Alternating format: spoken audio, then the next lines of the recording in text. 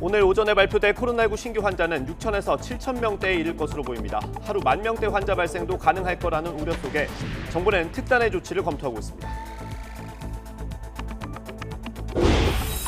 기존 백신으로도 오미크론 변이를 예방할 수 있다는 연구 결과가 나왔습니다. 화이자는 1, 2차 접종만으로는 효과가 없지만 부스터샷을 맞으면 상당한 예방 효과가 있다고 밝혔습니다. 이재명 더불어민주당 대선 후보는 중소벤처기업 투자 예산을 10조 원으로 늘리겠다고 약속했습니다. 윤석열 국민의힘 대선 후보는 집권 뒤 호남 홀대론이 나오지 않게 하겠다며 호남 기반 확대에 나섰습니다. 중증장애인이 KTX 휠체어 좌석을 이용했다가 45만 원을 위약금으로 물었습니다. 휠체어 없이 보조기구만 갖고 탔기 때문에 정당한 이용자가 아니라는 게 이유였습니다. 양도소득세 비과세 기준 상향 첫날 최대 수천만 원의 절세 대상이 된 집주인은 크게 반겼습니다. 홍남기 부총리는 서울 아파트 가격이 하락 진입 직전 수준으로 안정됐다고 평가했습니다.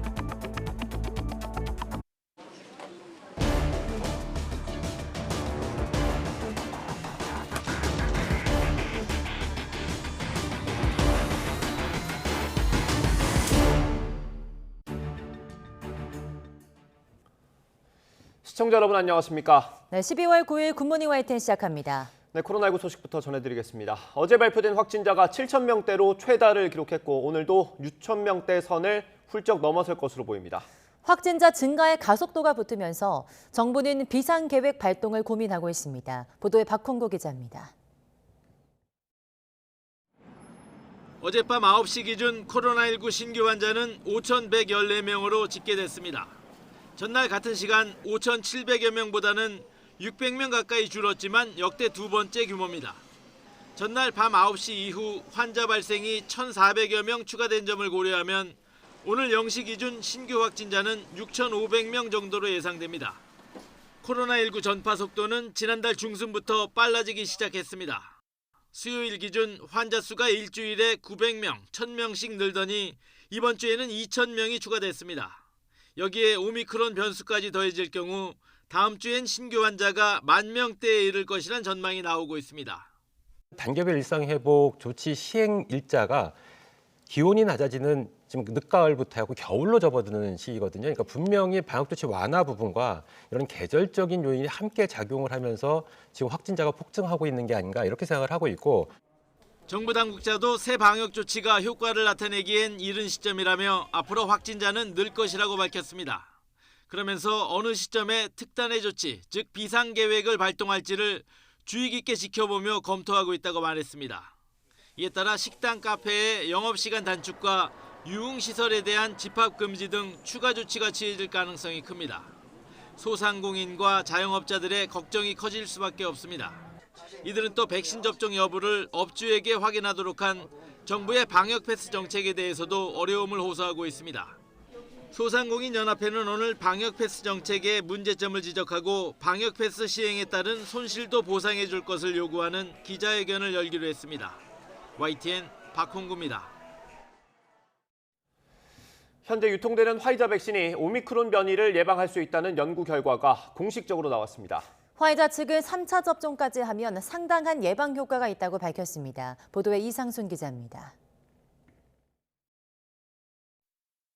기존 화이자 백신으로도 오미크론 변이를 예방할 수 있는 것으로 나타났습니다. 보도자료로 공개된 미국의 화이자와 독일의 바이오엔테크의 실험 결과입니다. 하지만 부스터샷, 즉 3차 접종이 전제 조건입니다.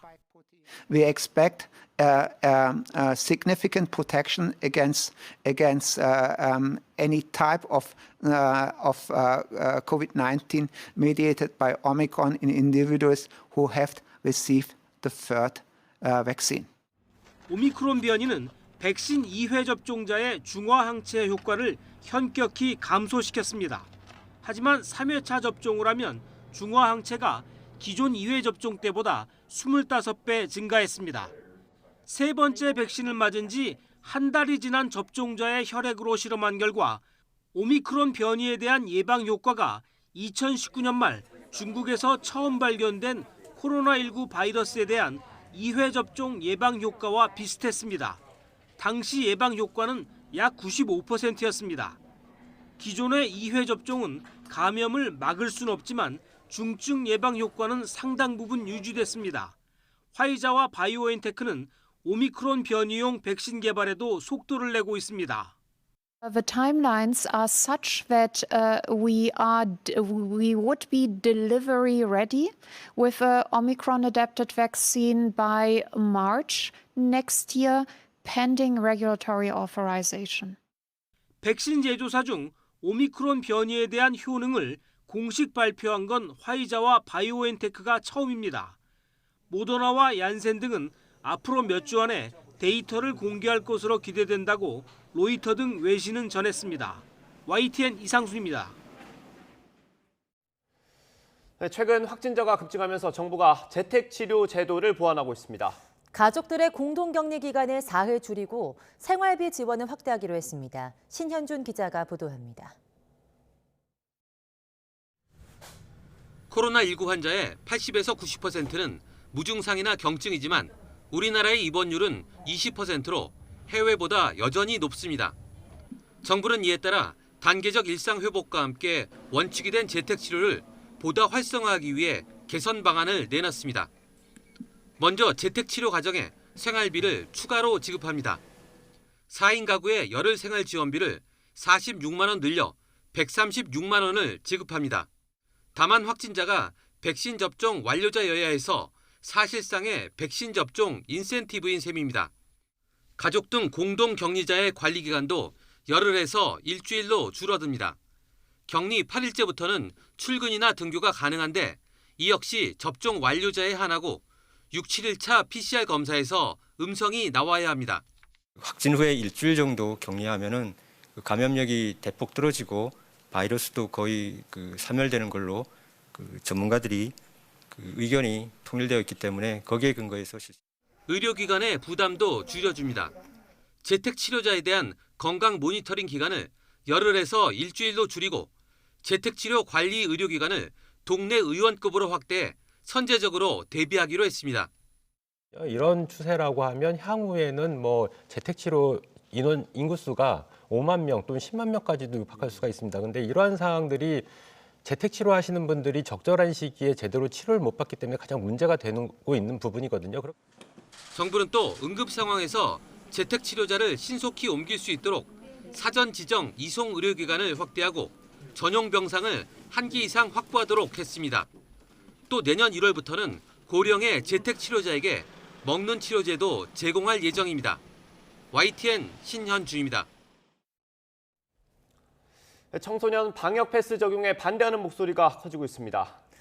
교육당국이 학생과 학부모에게 백신 접종과 관련해 설명하는 온라인 포럼을 열었는데요. 많은 질문과 비판이 이어졌습니다. 개훈이 기자입니다. 정부가 내년 2월부터 청소년에 대한 방역 패스를 예정대로 추진하겠다고 재차 강조하자 학생과 학부모를 중심으로 강제 접종이라며 반발이 커지고 있습니다. 이에 교육당국이 학생과 학부모를 모아 청소년 백신 접종에 대해 설명하는 자리를 마련했습니다. 온라인으로 열린 포럼에는 동시 접속자가 4천 명에 육박할 정도로 참여 열기가 뜨거웠습니다. 가장 논란인 방역 패스와 관련한 질의가 줄을 이뤘는데 처음엔 청소년에겐 강제 접종을 하지 않겠다고 했다가 말을 바꾼 이유를 물었습니다.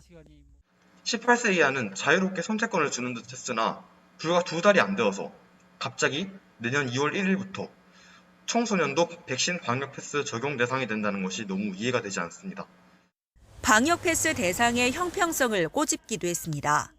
현재 종교시설, 시위, 놀이공원, 백화점 등은 모두 방역 패스에서 제외되고 있습니다. 학생들에게 필요하다고 할 수 있는 학원, 독서실, 도서관 등은 제한하면서 이러한 곳들은 풀어주는 것에 의문이 듭니다. 방역 패스는 유행이 집중되는 곳, 감염자가 가장 많이 생기는 곳을 대상으로 할 수밖에 없는 상황입니다. 그게 아이들과 이제 학생들 자료를 분석을 해보면 학교와 학원이 되는 것이거든요. 청소년 방역 패스 시행 시기를 연기해달라는 요청도 나왔습니다. 중학교 2학년의 경우 이번 12월 달에 기말고사를 치르게 되는 학교들이 많습니다. 코로나 방역 패스 실시일까지 코로나 방역 따라 백신을 접종하고 이를 대비하는 기간이 겨우 한 달 남짓으로 촉박한데 이를 대비하기 위해 코로나 방역 패스 실시를 내년 3월 달로 이행하는 것은 어떨지에 관해 질문을 드리고 싶습니다. 청소년 백신 접종의 안전성과 부작용을 염려하는 목소리도 많았습니다. 그런데도 교육당국이 소통 없이 접종을 강행하고 있다고 학부모들은 지적했습니다. 소통에 노력을 기울이신다고 하시는데 현장에서 느껴지는 소통의 노력은 없습니다.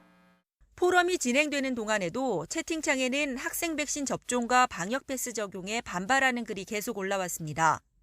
현장에서 제안 주시는 그런 의견들이 개선될 점, 보완될 점들을 반영할 수 있는지 그렇게 잘 협의하면서 진행하도록 하겠습니다. 하지만 청소년 백신 접종에 반대하는 학부모와 학원단체들의 집회가 줄줄이 예고되는 등 반발은 계속될 것으로 보입니다. YTN 개운입니다. 민주당이 청소년 방역 패스와 관련된 우려를 정부에 전달했습니다. 민주당 원내 핵심 관계자는 YTN과의 통화에서 당정이 청소년 방역 패스를 둘러싼 여론을 충분히 인지하고 있다면서 다만 시행까지 2달가량 남은 만큼 상황을 엄중히 지켜보기로 했다고 말했습니다. 도널드 트럼프 전 미국 대통령이 지난해 코로나19에 걸렸을 때 위중한 상태까지 갈 정도로 건강이 안 좋았던 걸로 드러났습니다. 당시 백악관이 허위 발표를 한 셈인데요. 당시 비서실장이 발간한 회고록을 통해 공개된 내용입니다. 보도에 호준석 기자입니다. 마크 메도스 전 백악관 비서실장은 회고록에서 트럼프 전 대통령이 코로나19 양성 판정을 받은 건 당초 알려진 지난해 10월 초가 아닌 9월 26일이라고 밝혔습니다. 이날 백악관에서 열린 대법관 지명 축하 행사 참석자 12명이 코로나에 걸렸습니다. 그러나 트럼프는 웬일인지 재검사에서는 음성 판정을 받았습니다. 아무 일 없었다는 듯 마스크를 벗고 전용기에서 기자들과 대화했고 함께 있던 뉴욕타임즈 기자는 코로나에 걸렸습니다. 9월 29일에는 TV 토론도 나갔습니다. 다크서클이 심하고 걸음도 느려질 만큼 몸이 안 좋았지만 77세 고위험군인 바이든 후보와 마스크를 벗고 토론했습니다. I've done more in 47 months. I've done more than you've done in 47 years, Joe. 이틀 뒤인 10월 1일 다시 양성 판정을 받았고 다음 날 아침 주치의는 메도스 비서실장에게 트럼프의 혈중 산소 포화도가 86%로 위급한 수준이라고 황급히 알렸습니다. 그날 저녁 트럼프가 입원을 위해 전용 헬기로 이동할 때는 서류 가방도 들기 어려운 상태였습니다. 그러나 백악관은 트럼프가 예방적 조치로 입원하는 것이며 병원에서도 업무를 볼 것이라고 발표했습니다. 사흘 만에 퇴원한 트럼프는 마스크부터 벗었습니다. 대선 한 달 전이었습니다. Don't let it dominate you. Don't be afraid of it. You're going to beat it. We have the best medical equipment. We have the best medicines. 당시 미국 언론들은 트럼프가 대중들이 못 받는 특별한 치료를 받았다고 꼬집었습니다. YTN 호준석입니다. 네, 국내 오미크론 감염자가 38명까지 늘어난 가운데 4차 전파까지 이루어진 것으로 확인됐습니다. 다만 감염자는 모두 경증 정도의 증세만 보이는 것으로 나타났습니다. 신규 오미크론 변이 감염자 2명 중 1명은 10세 미만으로 인천 교회 소속 교인의 가족이며 나머지 20대 감염자 1명도 해당 교회 소속 교인의 가족인 것으로 확인됐습니다. 감염자와 의심자를 포함한 역학적 관련자는 모두 56명으로 늘었습니다. 네, 코로나19 백신 3차 접종자의 돌파 감염 비율이 0.016%에 불과한 것으로 파악됐습니다. 이들 중 위중증 환자는 1명이고 사망자는 없습니다. 박영준 방대본 역학조사팀장은 코로나19 유행 최소화 전략은 첫째가 예방접종, 둘째 마스크 착용, 셋째 거리두기라며 가장 강력하고 효과적인 전략은 예방접종이라고 강조했습니다. 네, 대한변호사협회는 백신 접종 부작용 피해 고제와 관련해서 정부가 지나치게 소극적 태도를 보이고 있다면서 보상제도 개선을 촉구했습니다. 그러면서 국가가 백신이 아닌 다른 원인으로 피해가 발생했다는 사실을 증명하는 방식으로 손실보상법을 바꿔야 한다고 주장했습니다. 네, 국민의힘 김종인 총괄선대위원장이 자영업자 코로나19 피해 보상은 경우에 따라 100조 원까지 갈 수 있다고 말했습니다. 김 위원장은 코로나19 사태로 경제적 손실을 겪는 소상공인과 자영업자들이 생존을 유지해야 하고 국가가 거기에 책임을 면할 수 없다며 이같이 밝혔습니다. 더불어민주당 이재명 대선 후보도 상황이 계속 악화하면 방역을 강화할 수밖에 없고 현장에서 엄청난 피해를 감수한 자영업자와 소상공인들이 피해를 입게 된다며 대규모 추가 지원을 반드시 해야 한다고 거듭 강조했습니다. 이어 국민의힘 김종인 총괄선대위원장이 손실보상 규모로 100조 원을 언급한 것에 대해서는 진심이라면 환영이라고 언급했습니다. 민주당 이재명 후보가 정책 행보를 이어가고 있습니다. 중소벤처기업 투자를 크게 늘리고 대기업과의 기울어진 관계도 바로잡겠다고 말했습니다. 주 4일째는 필요성에 공감했지만 충분한 논의가 필요하다고 밝혔습니다. 최하영 기자의 보도입니다. 선거대책위 출범 뒤 이재명 후보의 두 번째 공식 공약도 경제 분야였습니다. 디지털 대전환에 이어 중소벤처기업에 과감한 투자를 약속했습니다. 정부의 벤처 투자 예산 규모를 2027년까지 10조 원으로 대폭 확대하고 신기술, 신산업 분야의 기술 창업 기업 연 30만 개 시대를 열어가겠습니다.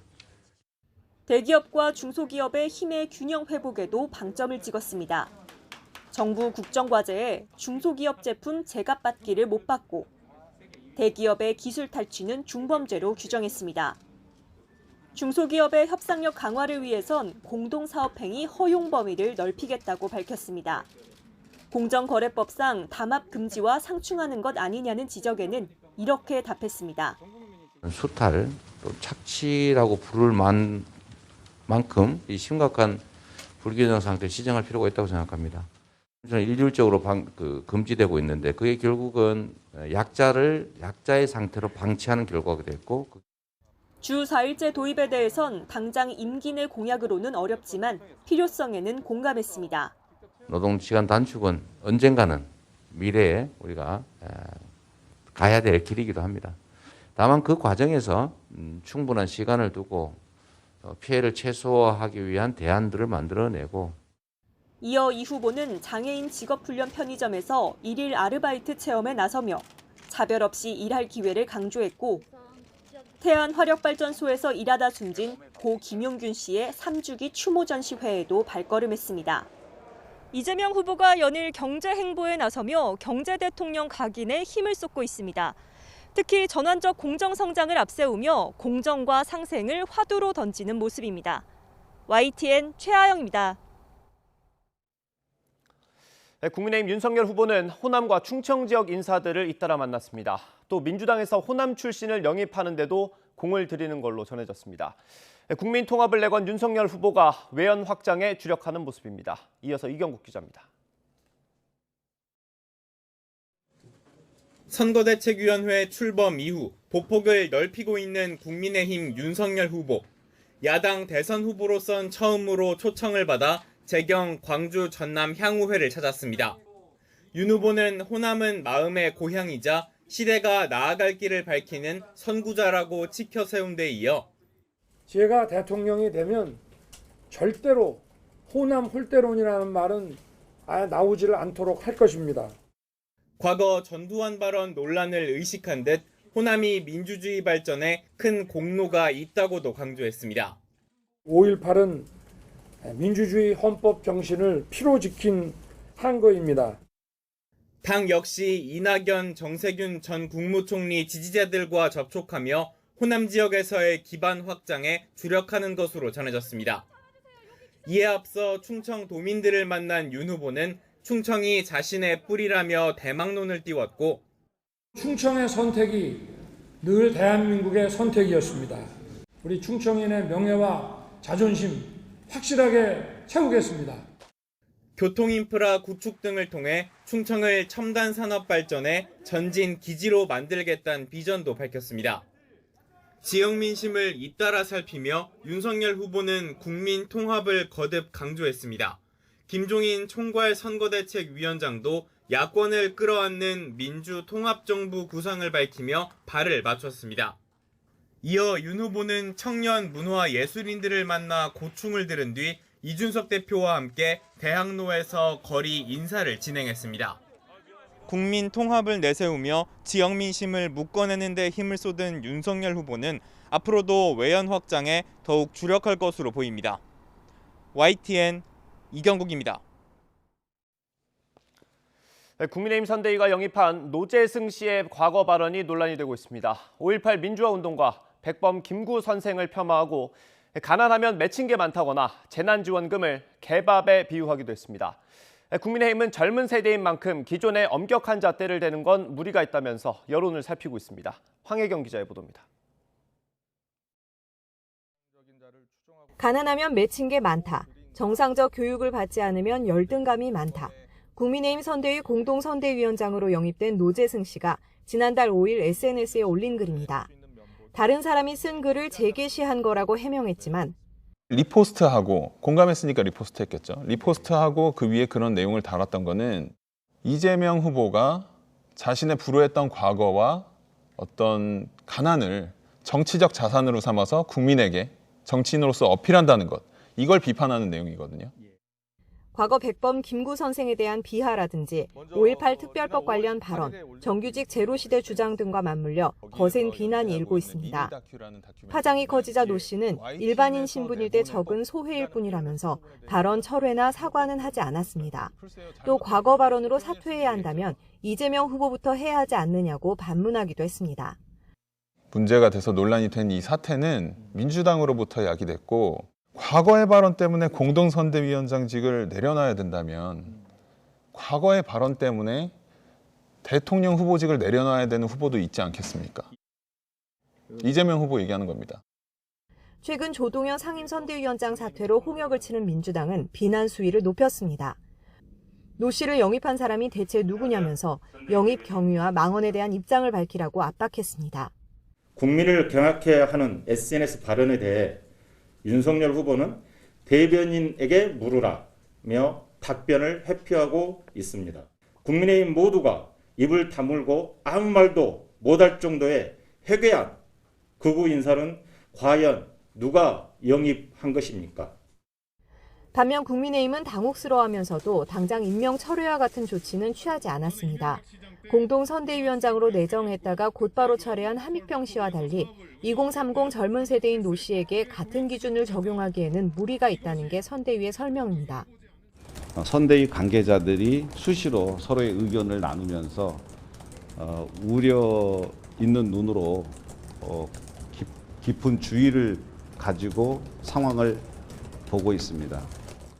여야 모두 청년 영입 경쟁에 혈안이 돼 충분한 검증 없이 선대위원장을 내세웠다는 비판이 커지는 가운데 국민의힘이 어떤 결론을 내릴지 이목이 쏠리고 있습니다. YTN 황혜경입니다.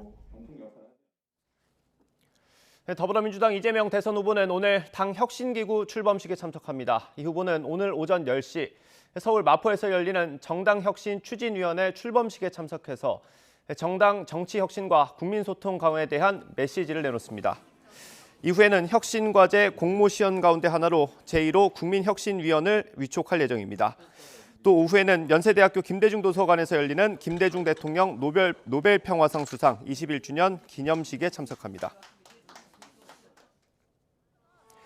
국민의힘 윤석열 후보가 김대중 노벨평화상 수상 21주년 기념식에 참석하며 연일 통합행보에 나섭니다. 윤 후보는 오늘 오후 2시 서울 동교동 김대중 도서관에서 열리는 김대중 노벨평화상 수상 21주년 기념식에 참석해 축사를 할 예정입니다. 지난 6월 대권도전 선언 전에도 이곳을 찾아 전시관을 둘러보며 김 전 대통령의 성찰과 가르침을 깊이 새기겠다고 방명록에 적은 바 있습니다. 이에 앞서 오전엔 캐슬린 스티븐스 전 주한 미국 대사를 만나 한미 공조 방안을 논의하고 오후에는 한국경영자총협회 간담회에 참석해서 기업인들의 애로사항을 들으며 대책 마련을 약속할 예정입니다. 정기국회 마지막 날인 오늘 여야는 각종 주요 법안을 처리합니다. 오늘 상정될 주요 법안 알아보겠습니다. 먼저 제주 4.3 사건 희생자에게 보상금을 지급하는 내용이 담긴 특별법 개정안이 법사위를 통과했습니다. 희생자들은 내년부터 단계적으로 한 사람이 9천만 원의 보상금을 받게 됩니다. 내년 설부터는 최대 20만 원까지 농축수산물 선물이 가능할 것으로 보입니다. 새로 상정돼 있는 부정청탁금지법 개정안은 설날과 추석 30일 전부터 이후 7일까지 농수선물과 농수산 가공품 선물 가능액 범위를 지금의 10만 원에서 20만 원으로 확대했습니다. 더불어민주당의 이른바 대장동 방지법으로 추진하는 도시개발법과 주택법 개정안도 법사위를 통과했습니다. 두 법안은 민관 합작 도시개발의 민간 이익률이 상한선을 두고 분양가 상한제를 적용하는데 민관 공동사업에서 민간이 지나친 이익을 얻거나 높은 분양가를 책정하는 등의 과도한 특혜를 줄였습니다. 또 부동산 차명투자로 본 범죄 수익의 환수도 가능합니다. 이른바 LH 투기 사태가 촉발한 범죄 수익 은닉의 규제와 처벌에 관한 법률 개정안은 징역 3년 이상의 범죄는 모두 범죄 수익 환수를 할 수 있게 됐습니다.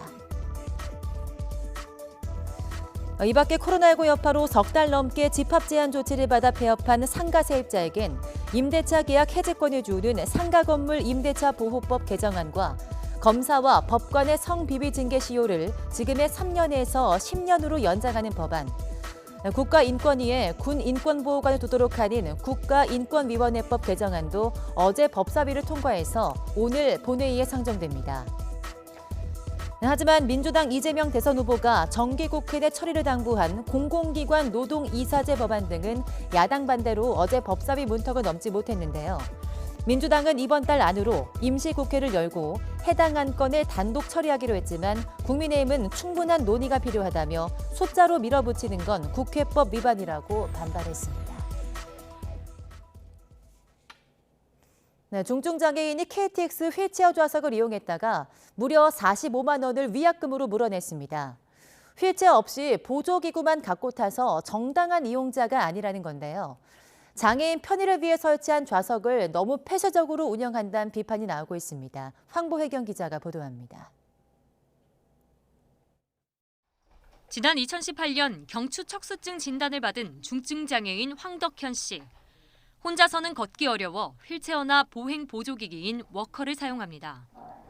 지난 5일 대구를 다녀오기 위해 KTX 수동 휠체어 좌석을 예배한 황 씨는 당황스러운 일을 겪었습니다.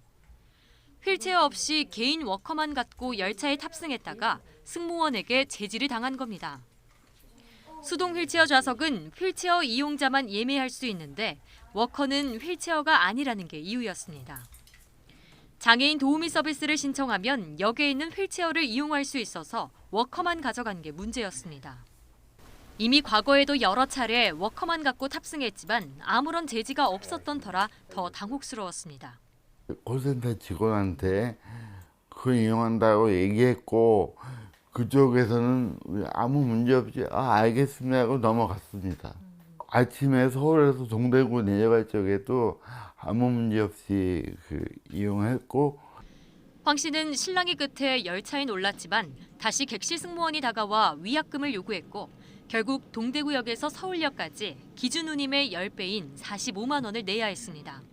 그러니까 휠체어 장애인이라는 것만 확인이 되면은 다 이용할 줄 된다라고 이해를 하고 있었어요. 장애인증도 보고 제 몸평도 봤는데 위약금을 물게 됐어요. 코레일 측은 원칙적으로 휠체어 소지자만 휠체어석을 이용할 수 있게 규정돼 있어 관련 법에 따라 황 씨에게 부가 운임을 징수한 거라고 밝혔습니다. 또 황 씨가 그동안 휠체어석을 이용한 건 중증 장애인이란 점을 고려해 현장에서 계도 조치만 했기 때문이라고 덧붙였습니다. 하지만 장애인 편의를 위해 법에 따라 설치한 교통약자용 좌석을 두고 지나치게 폐쇄적인 원칙을 고수했다는 비판도 나옵니다. 코레일 규정을 보면 장애인, 유공자 등 휠체어 이용자에 한해 사용할 수 있다고 돼 있는데 이를 휠체어 소지자로만 본 건 너무 좁은 해석이란 겁니다. 휠체어를 이용할 정도로 거동이 불편한 사람을 위해서 이 좌석을 마련해서 운영해라 라는 것이 법의 취지로 보여지는데 오히려 물리적인 휠체어를 소지한 사람만 이걸 이용할 수 있는 것으로 국한해서 해석하는 것은 지나치게 협소한 판단으로. 또 보행 보조기기 역시 걸음이 불편한 사람들이 사용하는 만큼 휠체어석 이용 범위를 더 폭넓게 적용할 필요가 있다고 지적했습니다. YTN 취재가 시작되자 코레일 측은 황 씨에게 사과한 뒤 위약금을 모두 환불 조치하고 워커 등 이동 보조수단 소지자도 휠체어석을 이용할 수 있는지 유권 해석을 받을 계획이라고 밝혔습니다. YTN 황보혜경입니다. 출제 오류 논란이 불거진 2022학년도 대학 수학 능력시험 생명과학 20번 문제를 두고 법적 공방이 시작됐습니다. 서울행정법원은 어제 수능 생명과학 응시자 등 92명이 한국교육과정평가원을 상대로 낸 집행정지 신청 사건의 신문기일을 열었습니다. 이 소송에 참가한 한 학생은 문제 오류를 모르고 자신의 계산 실수로만 생각해서 10분 넘게 투자하다 결국 다른 문제까지 제대로 풀지 못했다며 이 상황이 억울하다고 말했습니다. 수능 성적 발표일이 내일로 예정된 만큼 법원은 오늘쯤 집행정지 신청 인용 여부에 대한 결론을 내릴 것으로 보입니다. 문화재위원회가 국가지정문화재 사적이자 세계유산인 김포 장릉 앞에 역사문화환경보존지역에 세워진 인천 서구 검단신도시 아파트 안건을 오늘 다시 논의합니다. 문화재청은 김포 장릉 공동주택단지 조성 문제를 심의하는 문화재위원회 국능분과와 세계유산분과와의 제3차 합동회의가 오늘 오후 3시 국립고궁박물관에서 열린다고 밝혔습니다. 하지만 오늘 문화재위원회를 앞두고 해당 건설사 제곱 가운데 2곳은 심의 절차만 진행하면 공사 지속이 가능하다는 문화재청의 의견을 듣고 심의를 받아왔지만 사실상 철거로 분위기를 몰고 가서 분양자들의 불안을 가중시키고 있다며 심의 신청을 철회했습니다. 50대 여성을 살해하고 시신 유기를 도운 공범까지 살해한 인천 연쇄 살인범의 신상 공개 여부가 오늘 결정됩니다. A씨는 지난 4일 50대 여성을 살해한 뒤 시신을 차량 트렁크에 실어 유기하고 카드를 훔쳐서 수백만 원을 인출한 혐의를 받고 있습니다. 또 여성의 시신 유기를 도운 공범 40대 B씨를 둔기를 이용해서 살해한 혐의도 받고 있습니다. 서울 아파트 가격이 일부 내림세를 보이자 홍남기 부총리는 하락 진입 직전 수준까지 안정됐다고 평가했습니다. 하지만 시민단체는 현재 상승률이 주춤한 건 일시적인 현상이라면서 정반대 해석을 내놨습니다. 박병환 기자의 보도입니다. 서울 상계동의 한 아파트. 지난 9월 전용 면적 58제곱미터가 찍은 신고가는 9억 4천만 원. 이후 10월부터 가격이 하락하더니 현재 호가는 8억 4천만 원으로 2달 사이 1억 원이나 떨어졌습니다. 예, 좀 빠졌어요. 입단지뿐만 아니라 지금 전체적으로 다 조금씩 빠지고 있어요. 홍남기 경제부총리도 서울 일부 지역에서 아파트 가격이 하락 진입 직전 수준까지 안정됐고 전세 시장도 가격 상승세가 둔화하고 있다고 밝혔습니다. 서울은 일부 지역에서 아파트 가격이 하락 진입 직전 수준까지 안정되고 지방은 세종, 대구를 비롯하여 가격 하락 지역이 증가하는 추세입니다. 이에 따라 정부의 가계대출 억제 조치가 효과를 보고 있다는 분석이 나오고 있습니다. 기준금리 인상과 가계부채 억제 조치 탓에 지난달 은행의 가계대출은 3조 원이 늘어서 전월 5조 2천억 원 증가폭과 비교해 볼 때 43% 감소했습니다. 가계대출 증가율도 지난 7월 10.0%로 최고점을 찍은 이후 지속적으로 하락하여 11월 중 7.7% 수준을 기록할 것으로 전망이 됩니다. 하지만 경실련은 문재인 정부가 출범한 지난 2017년 5월에 2,061만 원이던 서울 아파트의 평당 평균 가격이 올해 11월엔 4,309만 원으로 109% 올랐다고 지적했습니다. 올해만 계산하더라도 약 1억 8천만 원이 상승하는 등 아파트나 부동산 가격이 안정화되게 되었다고 보기에는 어려운 것으로. 그러면서 상승률이 주춤했을 뿐 상승세는 여전하다며 집값을 잡기 위해서는 세제 완화 대신에 개발 이익 환수나 공공주택 공급 확대가 필요하다고 주장했습니다. YTN 박병환입니다.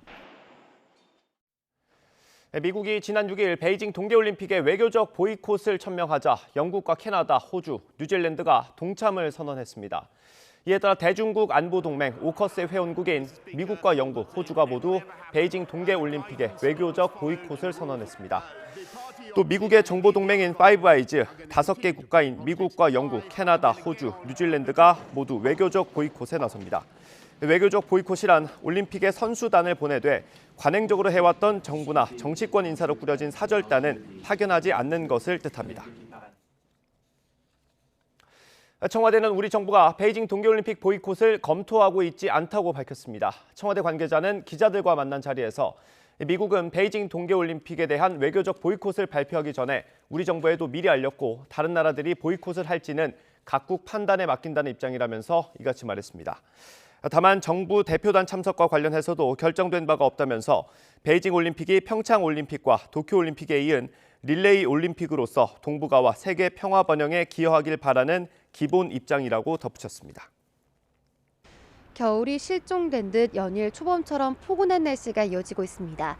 현재 서울 기온은 3도로 어제와 비슷해 크게 춥지 않고요. 낮에는 11도까지 오르겠습니다. 하지만 밤사이 기온이 크게 떨어지면서 오늘 출근길에도 내륙 곳곳으로는 짙은 안개가 끼는 곳이 많겠고요. 낮 동안에도 안개와 먼지가 뒤엉키면서 연무로 남아있는 곳이 있겠습니다. 시야가 무척 답답할 것으로 보이니까요. 안전운전 해주시기 바랍니다. 네, 오늘도 서울 등 수도권과 충남, 세종 지역은 종일 초미세먼지 농도 나쁨 수준을 보이겠습니다.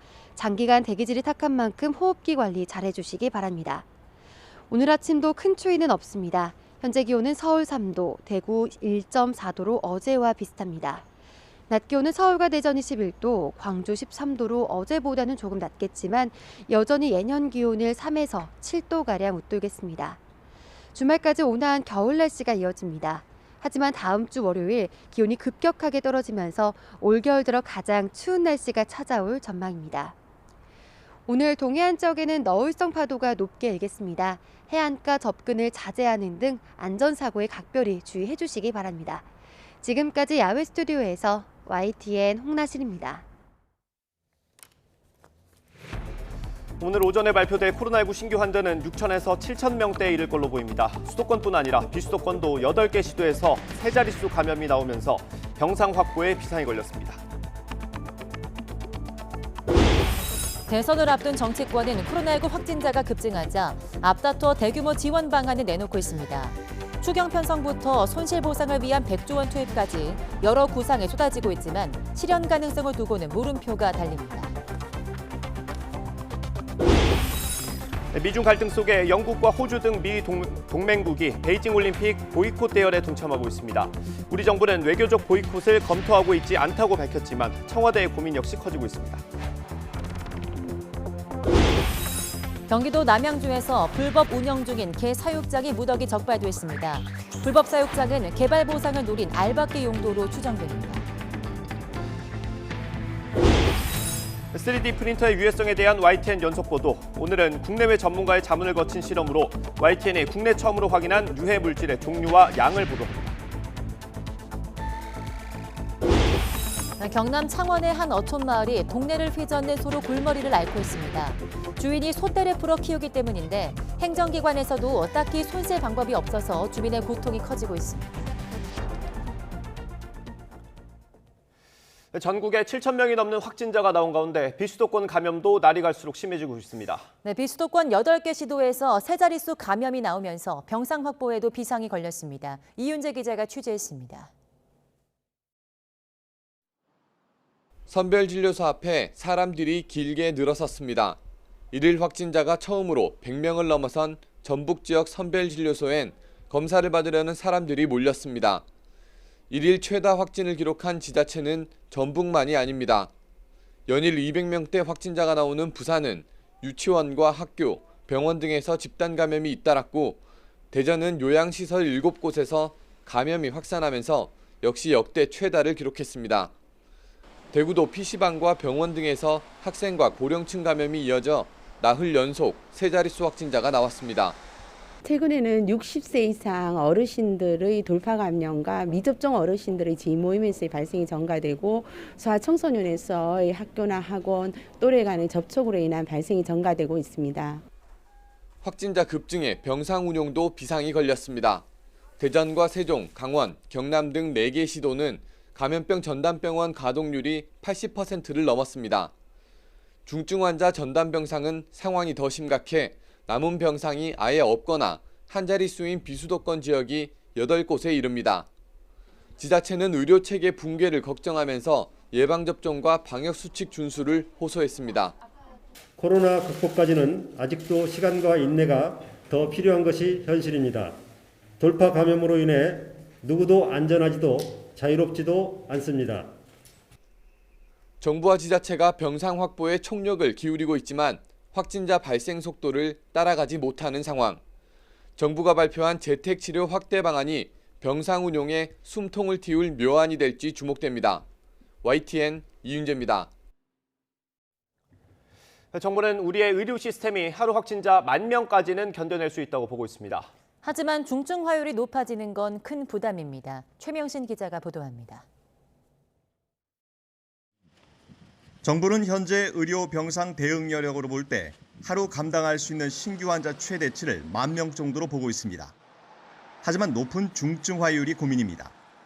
당초 중증 화율을 1.6%로 예상해 병상을 대비해 왔는데 현재는 중증 화율이 2 내지 2.5%로 정부 예상치를 크게 웃돌고 있습니다. 중환자 발생 규모를 적어도 1, 2주 안에 최소한 현 수준으로 유지하거나 감소세로 전환시켜야 하는 절박한 상황입니다.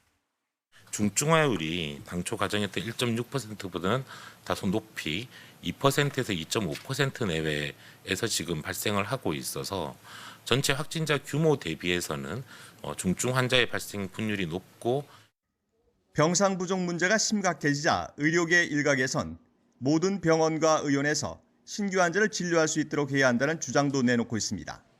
하지만 정부는 병원 내 감염 우려를 들어 반대 입장을 분명히 했습니다.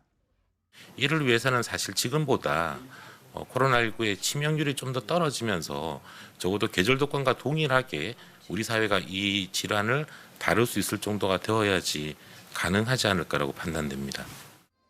정부는 다중이용시설의 영업시간 제한 등 추가 방역 조치는 고려하고 있지 않다고 설명했습니다.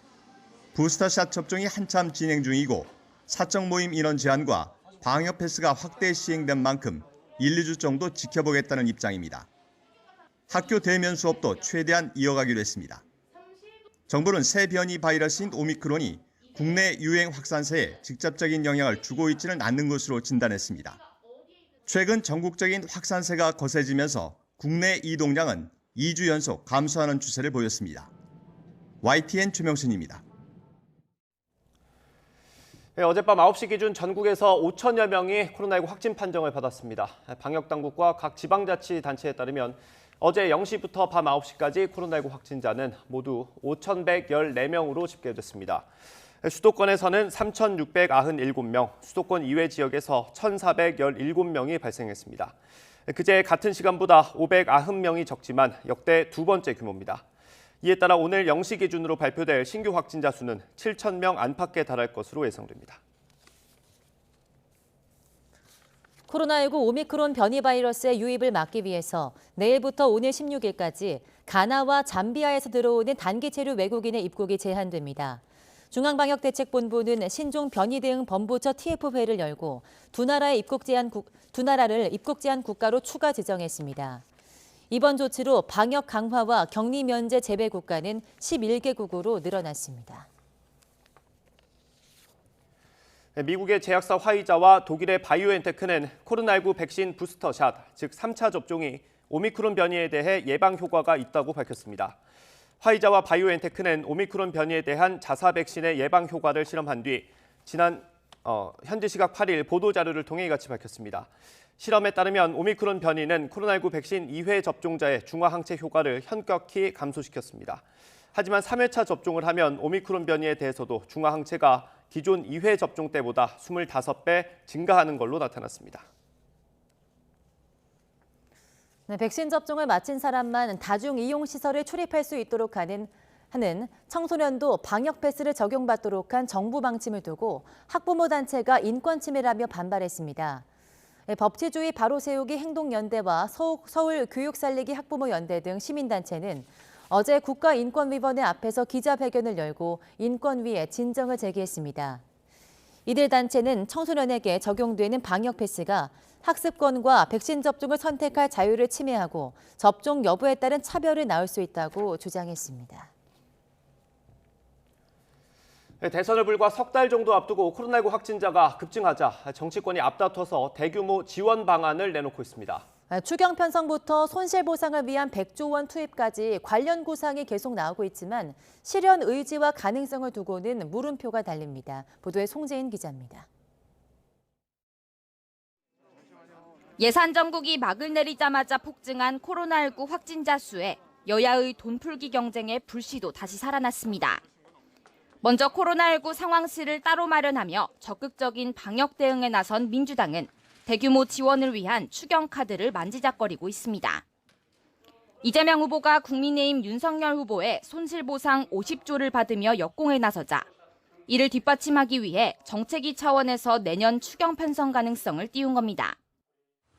방역 강화 때문에 우리가 손해를 보는 게 아니라 오히려 이익이 되었다라고 생각할 수 있을 만큼 강력하고 좀 대규모의 추가 지원을 반드시 해야 된다라는 생각을 하고 있습니다.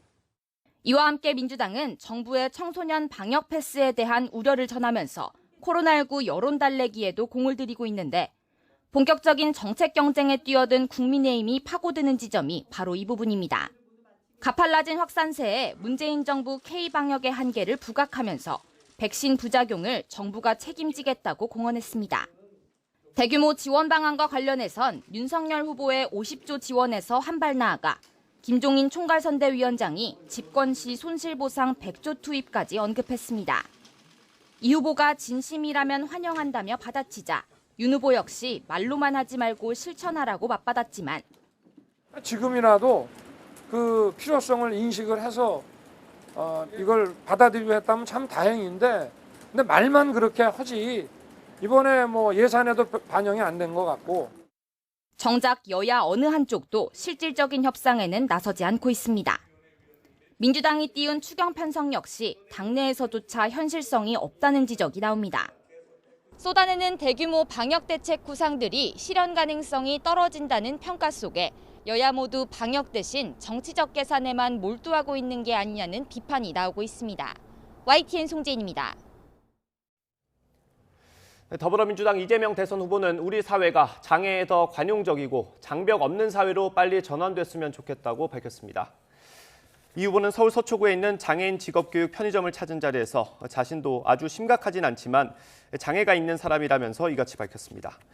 또 장애인 복지 지원도 중요하지만 하나의 인격체로서 자기가 원하는 일들을 해나가는 것도 매우 중요한 일이라고 강조했습니다. 더불어민주당 이재명 대선 후보는 오늘 당 혁신기구 출범식에 참석합니다. 이 후보는 오늘 오전 10시 서울 마포에서 열리는 정당혁신추진위원회 출범식에 참석해서 정당 정치혁신과 국민소통 강화에 대한 메시지를 내놓습니다. 이후엔 혁신과제 공모 시연 중 하나로 제1호 국민혁신위원을 위촉할 예정입니다. 또 오후에는 연세대학교 김대중 도서관에서 열리는 김대중 대통령 노벨 평화상 수상 21주년 기념식에 참석합니다. 국민의힘 윤석열 대선 후보는 광주 전남 향후회와 충청 도민들을 만나면서 통합 행보에 속도를 냈습니다. 윤석열 후보는 어제 재경 광주 전남 향후회 초청 간담회에 참석해서 대통령이 되면 절대로 호남 홀대론이라는 말은 나오지 않도록 하겠다고 강조했습니다. 또 5.18은 민주주의 헌법 정신을 피로 지킨 한거이고 호남은 역사의 고비마다 시대의 길을 밝히는 선구자 역할을 했다고 평가했습니다. 윤 후보 측은 민주당 대선 경선에서 이낙연, 정세균 경선 후보를 지지했던 그룹들과도 접촉하며 호남 기반 확대를 시도하는 것으로 알려졌습니다. 네, 국민의힘 윤석열 후보가 김대중 노벨 평화상 수상 21주년 기념식에 참석하며 연일 통합 행보에 나섭니다.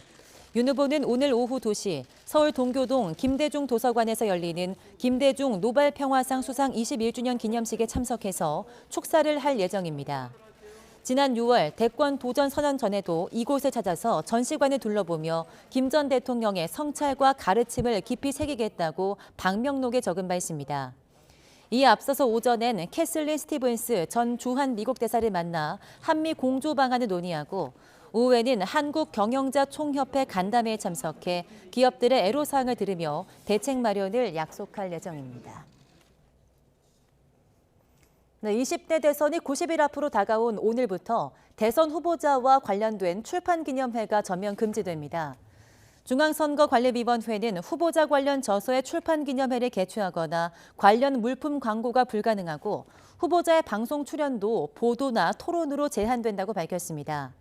이와 함께 국회의원과 지방의원의 의정활동 보고회 개최도 금지되며 선거일이 아닐 때 전화통화나 인터넷 홈페이지 게시, 전자우편과 문자 메시지를 통한 의정활동 보고만 가능합니다. 미국이 베이징 동계올림픽에 외교적 보이콧을 선언한 이후 동맹국들이 동참하고 있습니다. 영국과 캐나다, 호주, 뉴질랜드가 정부 사절단을 파견하지 않는다고 발표했습니다. 김원배 기자의 보도입니다. 미국이 중국의 인권 탄압을 이유로 지난 6일 베이징 동계올림픽에 대한 외교적 보이콧을 선언한 지 이틀 만에 영국이 뒤를 따르겠다고 밝혔습니다. 보리스 존슨 영국 총리는 현지 시각 8일 의회에서 베이징 동계올림픽에 외교적 보이콧을 발표했습니다. There will be effectively a diplomatic boycott of the Winter Olympics in Beijing. No ministers are expected to attend. What I think the House and no officials, Mr. Speaker. 캐나다도 현지 시각 8일 동참을 발표했습니다. 쥐스탱 트리도 캐나다 총리는 중국의 인권 상황에 아주 우려하고 있다며 베이징 동계올림픽에 외교적 보이콧을 밝혔습니다.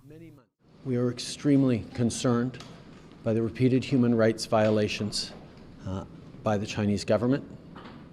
That is why we are announcing today that we will not be sending any diplomatic representation to the Beijing Olympic or Paralympic Games this winter. 호주도 현지 시각 8일 동참을 알렸습니다. 스콧 모리슨 호주 총리는 베이징 동계올림픽에 정부 사절단을 보내지 않는다고 밝혔습니다. 이에 앞서 뉴질랜드는 지난 7일 가장 먼저 미국 뒤를 따랐습니다. 이에 따라 대중국 안보동맹인 오커스의 회원국인 미국과 영국, 호주가 모두 베이징 동계올림픽의 외교적 보이콧을 선언했습니다. 또 캐나다의 동참으로 미국의 정보동맹인 파이브 아이즈 5개 국가도 모두 외교적 보이콧에 나섭니다. 외교적 보이콧이란 올림픽에 선수단을 보내되 관행적으로 해왔던 정부나 정치권 인사로 꾸려진 사절단은 파견하지 않는 것을 뜻합니다. 한편 2026년 동계올림픽 개최국인 이탈리아는 외교적 보이콧에 동참하지 않는다고 밝혔습니다. YTN 김원배입니다. 이런 가운데 우리 정부는 외교적 보이콧을 검토하고 있지 않다고 밝혔습니다. 다만 정부 대표자 참석은 아직 결정되지 않았다고 강조했습니다. 미중 갈등 속에서 청와대의 고민이 깊어지고 있습니다. 백준규 기자의 보도입니다. 최근 미국을 중심으로 확산하는 베이징 올림픽 외교적 보이콧과 관련해 청와대가 입장을 밝혔습니다. 우리 정부는 지금 상황에서 베이징 동계올림픽에 외교적 보이콧을 검토하고 있지 않다고 공개적으로 알렸습니다. 다만 정부 대표단 참석은 아직 결정된 바가 없다고 설명하며 참석 여부를 확답하지는 않았습니다. 그러면서 베이징 올림픽이 동북아와 세계 평화 번영, 남북 관계에 기여하길 희망한다는 기존 입장을 거듭 강조했습니다. 최근의 미중 갈등 속에서 우리 정부의 고뇌를 그대로 담은 답변으로 해석됩니다. 베이징 올림픽을 계기로 남북 관계 개선과 한반도 평화 프로세스 진전을 기대하는 우리 정부로서는 뚜렷한 입장을 내놓기 어려운 게 현실입니다. 미국은 벌써부터 동맹국들을 압박하는 모양새입니다. We have informed them of our decision, and obviously we will leave it to them to make their own decisions. 이런 가운데 조 바이든 미국 대통령이 주최하는 민주주의 정상회의가 열립니다. 이 회의는 전 세계의 민주주의 강화라는 목적으로 진행되지만 사실상 중국과 러시아의 영향력에 맞서 미국의 가치를 동맹국들과 공유하기 위한 자리로 평가받습니다. 지금까지 100여 개국이 참석할 것으로 예정돼 있는데 문재인 대통령도 참여합니다. 이 자리에서 바이든 대통령이 직접적인 언급을 하지 않더라도 어떤 방식으로든 대중 압박의 수위를 높일 가능성을 배제할 수는 없습니다. 미중 갈등에 끼인 모양새가 갈수록 심화하는 가운데 우리 정부는 이번 회의에서 국제적 여론이 어떻게 흘러가는지 상황을 조심스럽게 지켜볼 것으로 예상됩니다. YTN 백종규입니다. 중국 정부는 베이징 동계올림픽의 성공적인 개최를 지지한다는 우리 정부의 입장에 대해서 긍정적으로 평가한다고 밝혔습니다. 왕원빈 중국 외교부 대변인은 정례 브리핑에서 이같이 말하고 한중 양국은 항상 상대국이 개최하는 올림픽을 지지해왔다고 덧붙였습니다. 왕 대변인은 또 한국은 2018년 평창 동계올림픽의 개최국이었으며 내후년 강원도 청소년 동계올림픽도 개최할 예정이라고 언급했습니다. 일본도 외교적 보이콧을 놓고 고민에 빠졌습니다. 보이콧이라는 말은 피하면서도 사실상 같은 효과를 내는 방법을 찾는 걸로 보입니다. 도쿄에서 이경아 특파원의 보도입니다. 중국을 견제하기 위한 외교협력체 쿼드의 한 축인 호주가 보이콧 방침을 공식화했습니다. 미국 발표 이튿날 발빠르게 입장을 낸 겁니다. 쿼드 4개국 간의 연대를 강조해온 일본도 고민이 깊어지고 있습니다. 우익성향 산케이 신문 등은 정부가 베이징 올림픽에 강요를 보내지 않는 것을 검토 중이라고 보도했습니다. 이에 대해 일본 정부는 아직 아무것도 결정되지 않았다고 밝혔습니다. 北京冬季大会への日本政府の対応については、これまでも述べてきた通り、今後適切な時期に諸般の事情を総合的に勘案して、自ら判断をいたしますが、現時点では何ら決まっていません。 중국과의 관계 개선을 모색해온 기시다 내각은 양국 국교 정상화 50주년인 내년을 적기로 생각해왔습니다. 베이징 올림픽 역시 중요한 외교 무대였지만 미국의 보이콧 선언으로 상황이 복잡해진 겁니다. 기시다 총리를 견제하는 자민당 내 보수파의 압력도 커지고 있습니다. 아베 전 총리의 후원을 받고 있는 다카이치 자민당 정조회장은 보이콧에 동참해야 한다고 밝혔습니다. 일부 의원들은 기시다 총리를 찾아가 이런 뜻을 직접 전했습니다. 国際社会に誤ったメッセージを送ることにもなる。アジアの民主主義のリーダーたる日本の主体的な判断によって上記の行動を起こし、自由と平和を重んじる民主諸国との連携を図らねばならない。 내각 강요가 아닌 무로우시 스포츠청 장관 등을 보내는 방법도 대안으로 거론되고 있습니다. 기시다 총리는 국익에 가장 도움이 되는 쪽으로 판단할 것이라고 밝히고 있습니다. 미중 갈등에 휘말리기도 그렇다고 인권 문제를 간과하기도 곤란한 일본. 주요국 동향을 끝까지 지켜보며 판단 시기를 최대한 늦출 것으로 보입니다. 도쿄에서 YTN 이경아입니다. 경기 남양주시에서 불법으로 운영되어던 개사육장이 동물단체와 지자체 단속에 무더기 적발됐습니다. 불법 사육장들은 애완견 판매를 위한 번식이나 개발 보상을 노린 알박기 용도로 운영되어 온 것으로 추정됩니다. 김대겸 기자가 보도합니다. 경기 남양주시 일패동에 있는 야산초입부에 동물단체 회원 30여 명이 모였습니다. 불법 강아지 번식장이 있다는 제보를 받고 구출하기 위해서입니다. 현장을 방문한 지자체 공무원들과 함께 내부 진입을 시도해보지만 여의치 않습니다. 말씀 좀 들어보세요, 선생님. 일단 동물단체랑 권리하고 저희는 민원을 받고 왔기 때문에 그러니까 시간을 조금 좀 다르게 1시간여 대치 끝에 사육장 문이 열리자 처참한 내부 상황이 여실히 드러납니다. 녹슨 철장 안에 몰티즈 푸들 등 소형 반려견종이 갇혀 있고 사육장 안은 온통 오물천지입니다. 사방에서 악취가 진동합니다. 보시는 것처럼 철장 곳곳에 거미줄이 서 있고 안에 갇혀 있는 강아지들 모두 관리가 전혀 안 된 모습입니다.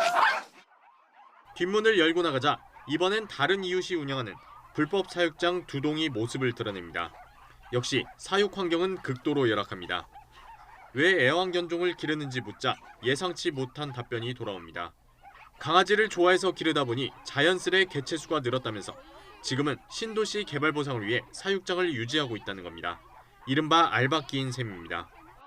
나는 내가 원래 처음부터 개를 좋아해서 내가 키우기 시작했는데 못 파니까 숫자 늘을 수밖에 없잖아요. 그리고 키우고 지금은 끝까지 저렇게 산게 신도시에 됐으니까 보상이라도 얼마 받을까 싶어서 갖고 있어. 나 빨리 됐으면 좋겠어. 단속을 통해 적발된 불법 사육장은 모두 4개 동, 애완종 160여 마리가 구조됐습니다. 모두 동물보호법이 규정하고 있는 사육관리 의무 위반, 동물학대에 해당합니다. 동물보호단체는 신도시로 지정된 남양주시 일대 개발 보상이나 판매를 노린 불법 사육장이 더 있을 거로 보고 구조 활동을 이어갈 예정입니다. 이 길을 찾아오면서도 주변에 불법으로 운영되고 있는 그런 개농장을 오늘만 해도 2군데나 봤거든요. 그래서 일단 1차적으로 여기에 있는 아이들 구조를 마치고 남양주시는 건축법과 개발제한구역법 위반 사항에 대해 행정처분 절차에 착수하고 동물학대 행위가 추가 확인되면 고발 조치하기로 했습니다. YTN 김대겸입니다. 네, 창원과 인천에서 초등학생이 건널목을 지나다가 화물차에 치여 숨지는 사고가 잇따라 발생했습니다. 전문가들은 어린이 안전에 중점을 두는 교통 대책이 필요하다고 지적했습니다. 박기환 기자가 보도합니다. 아침 9시쯤 인천 부평동의 한 교차로. 25톤 화물트럭 한 대가 빠르게 도로를 가로지릅니다. 곧이어 오른쪽으로 방향을 꺾었다가 건널목을 건너던 10살 A군을 그대로 들이받았습니다. 학교까지 200여 미터 앞둔 지점이었습니다. A군은 머리를 크게 다쳐 병원으로 옮겨졌지만 결국 숨졌습니다. 사고를 낸 트럭 운전자는 아이 키가 작아서 보지 못했다고 진술했습니다. 최초 이제 사고경이 물었을 때는 못 봤다 이렇게 얘기를 하는데요. 조사 중이니까요. 확인 중이시고. 경찰은 보행자 보호 의무를 소홀히 했다고 보고 운전자에 대해 구속영장을 신청할 계획입니다.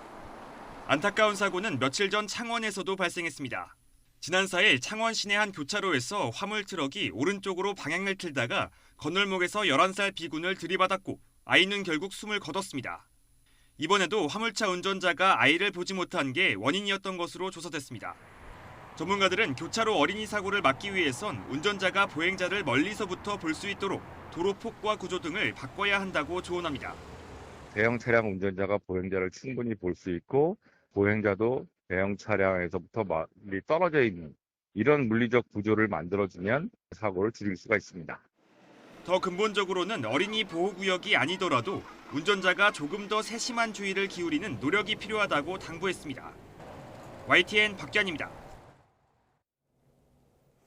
네, 대소변을 먹이고 때리는 등 8살 아이를 학대해 숨지게 한 혐의로 재판에 넘겨진 부부가 항소심에서도 징역 30년형을 선고받았습니다.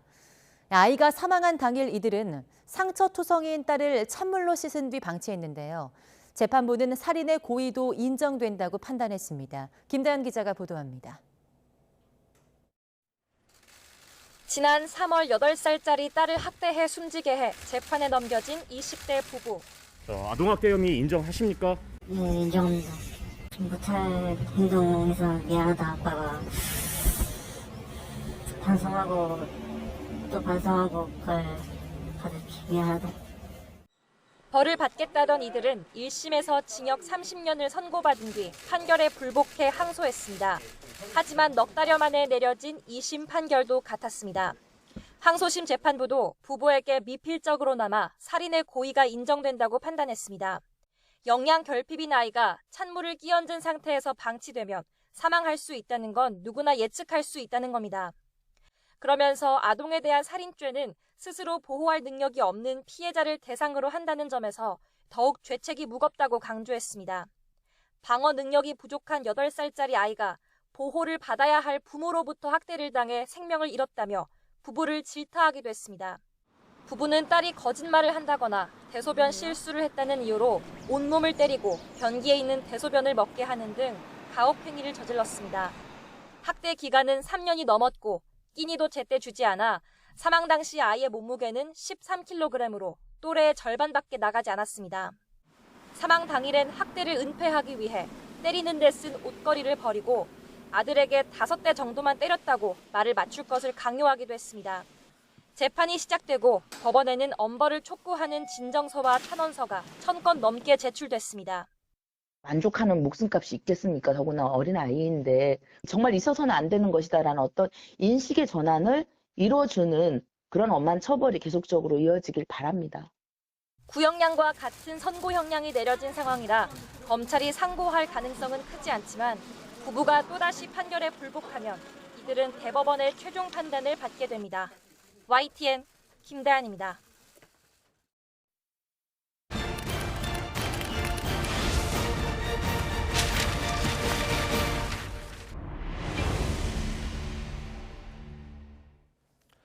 네, 어제부터 교육 현장에 널리 보급된 3D 프린터의 유해성을 집중적으로 전해드리고 있습니다.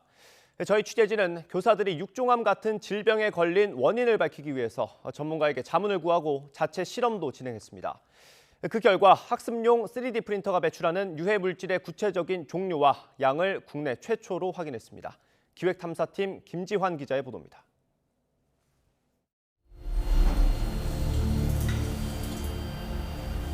선생님들이 쓰러졌습니다. 한 명이 숨졌고 6명은 매 순간 죽음의 공포를 곁에 두고 살아갑니다. 이상한 일이 벌어지기 시작했는데 오른쪽 허벅지가 커지는 거예요. 이상한데? 이상한데? 이분이 돌아가셨다라는 얘기를 보면 이제 상황이 조금 심각할 수도 있겠구나라는. 취재 결과 정부가 외면했을 뿐 경고는 이미 나와 있었습니다. The rats that breathed in the 3D printer emissions, they had much higher blood pressure. Lots of particles could be emitted. There are studies that they are showing that they might have some, they cause asthma and also some type of cancer is possible.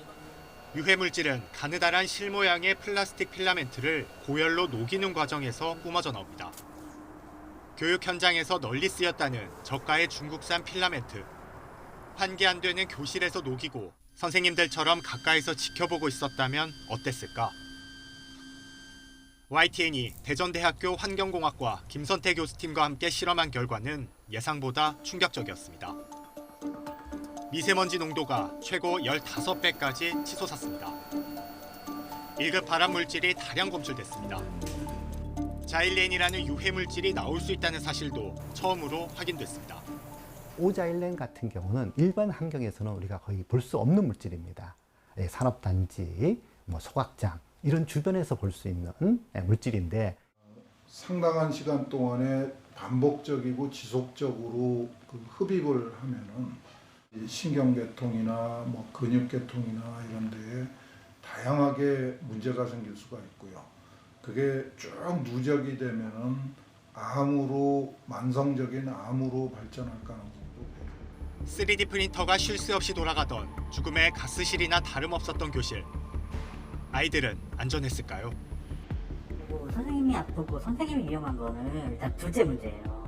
학생들이 아프거나 학생들이 위험하면 그거는 감당이 안 돼요. 세월호 참사 이후 그토록 안전을 강조했던 정부는 대체 무엇을 하고 있었던 걸까요? 창조경제, 무한상상실 그것 때문에 죽었다 정말 내가 분통이 터져.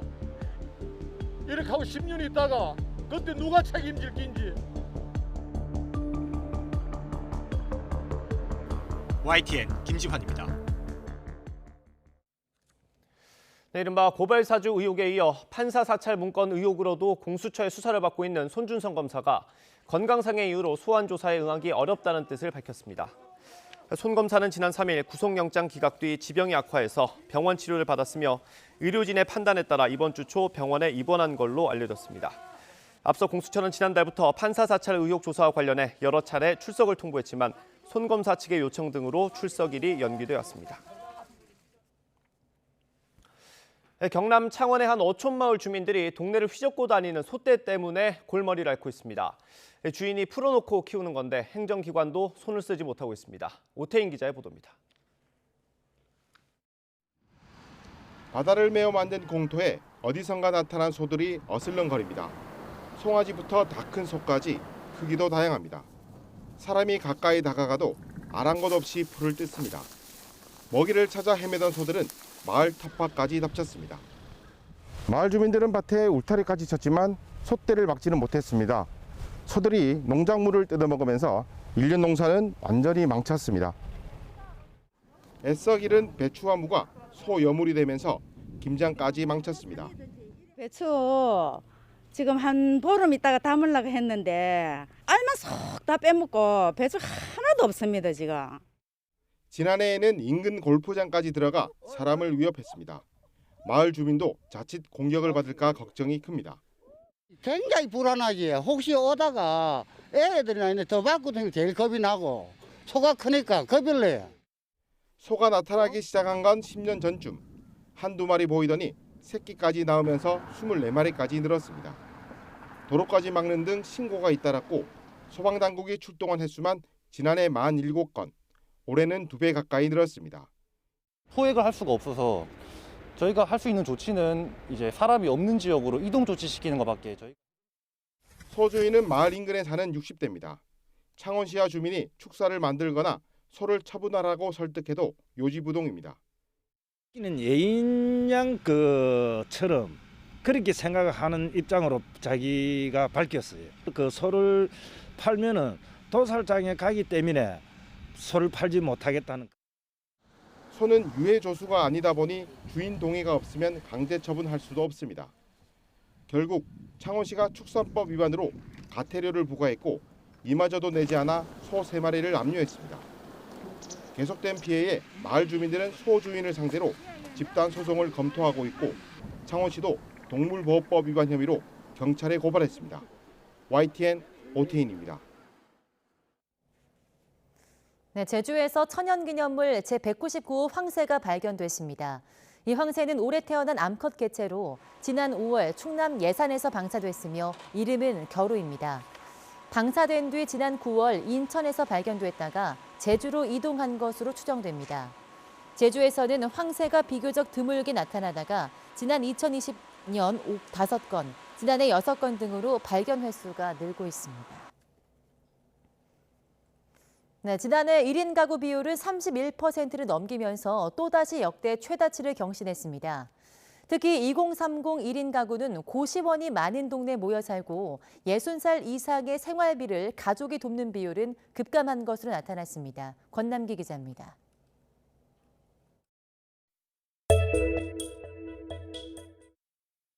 (1인) 가구의 3분의 1은 청년층입니다. 혼자 사는 2030이 가장 많이 거주하는 곳은 서울시 관악구로 전국에서 고시원이 가장 많은 지역입니다. 1인 가구가 고시원이나 숙박업소 객실 등 주택 이외의 거처에서 생활하는 비율은 전체 가구보다 2배 정도 높았습니다. 절반 이상 정도는 아마 청년들이 거주하고 있는, 제일 큰 건 저는 보증금이라고 생각이 들거든요. 500은 필요하니까 반지하를 들어가려고 해도 이 500을 구할 수 없는 청년들은 이제 고시원으로 많이. 1인 가구 전체로 보면 절반은 40제곱미터, 12평 남짓한 공간에 살고 있었고 어떤 주거 지원이 필요하냐는 질문엔 절반이 전세 대출이나 월세 보조금이라고 응답했습니다.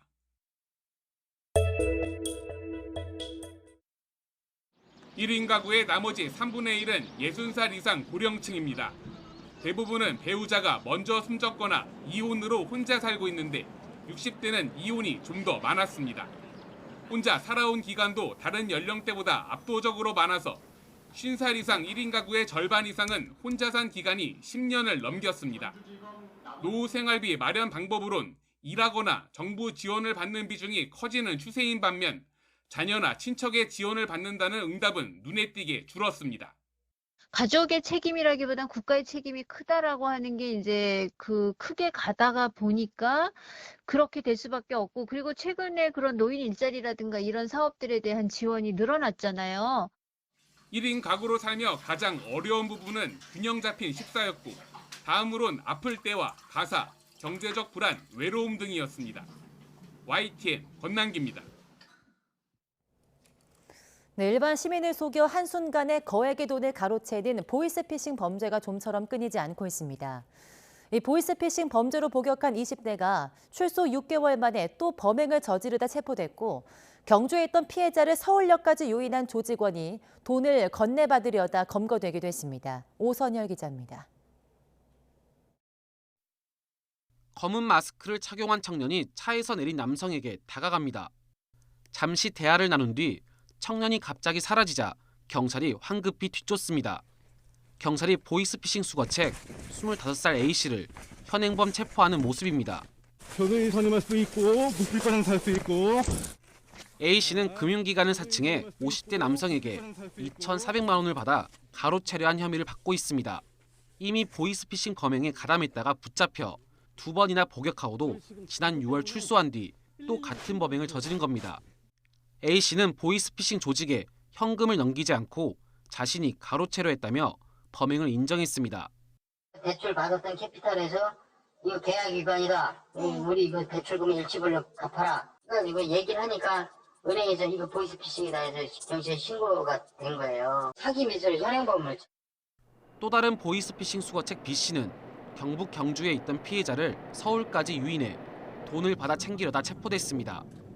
검찰을 사칭하며 접근한 뒤 금융감독원에서 조사를 받아야 한다며 현금 2천만 원을 가져오라고 요구했습니다. B씨는 피해자가 서울로 오는 내내 전화를 끊지 못하게 했고 의심이 든 피해자가 다른 KTX 승객에게 신고를 부탁한 끝에 덜미가 잡혔습니다. 검찰 사칭을 해가지고 그 보이스피싱 한 거고요. 아니 체포해서 조사를 했고요. 뭐 추적해야죠. 예. 지난 2016년부터 최근 5년간 보이스피싱 범죄 발생은 2배 가까이 늘었고 피해 금액은 1,460억 원에서 7천억 원대로 5배가량 증가했습니다. 경찰은 금전이나 개인 정보를 요구하는 정부기관의 전화를 받을 경우 거절하고 즉시 신고해달라고 당부했습니다. YTN 오승열입니다. 오늘도 큰 추위 없이 이맘때 겨울보다 포근한 날씨가 이어지겠습니다. 아침에는 대부분 지역에서 영상권으로 출발하겠고 낮 기온은 어제보다는 조금 내려가겠지만 예년 수준을 6도가량 웃돌겠습니다. 출근길 안개는 점점 짙어지고 있습니다. 교통안전에 주의하셔야겠고요. 낮에도 먼지와 안개가 뒤엉키면서 시야가 답답한 곳들이 있겠습니다. 오늘도 안정된 대기 상황에서 중서부 지역을 중심으로 먼지가 쌓이겠는데요. 수도권과 충남, 세종의 초미세먼지 농도 나쁨 단계가 예상됩니다. 현재 기온은 어제와 비슷합니다. 서울이 2.8도, 대전은 0.7도를 나타내고 있습니다. 낮 기온은 대부분 10도를 웃돌면서 서울과 대전이 11도, 부산은 16도까지 오르겠습니다. 주말까지는 온화하겠지만 다음 주 월요일에는 서울 아침 기온이 영하 6도까지 떨어지면서 이번 겨울 들어 가장 춥겠습니다. 지금까지 날씨 정보였습니다.